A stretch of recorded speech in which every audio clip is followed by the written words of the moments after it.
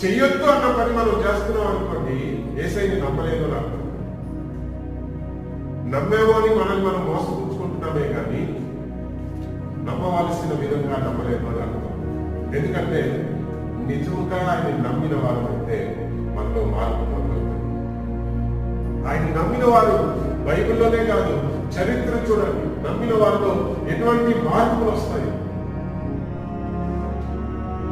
జక్కయ్య డబ్బు కోసమే మనుషుల్ని మోసం చేసిన వ్యక్తి, కానీ యేసయ్యని నమ్మినప్పుడు ఏ డబ్బు కోసం మనుషుల్ని మోసం చేశాడో ఆ డబ్బునే తిరిగి ఇచ్చేసాడు, వదులుకున్నాడు. డబ్బు శాశ్వతం కాదనుకున్నాడు, నిత్య జీవం యేసయ్య మార్గం. ప్రభువా, ఈ డబ్బు కోసం అందరినీ ఎందరినో మోసం చేసి వాళ్ళందరికీ నేను తిరిగి 4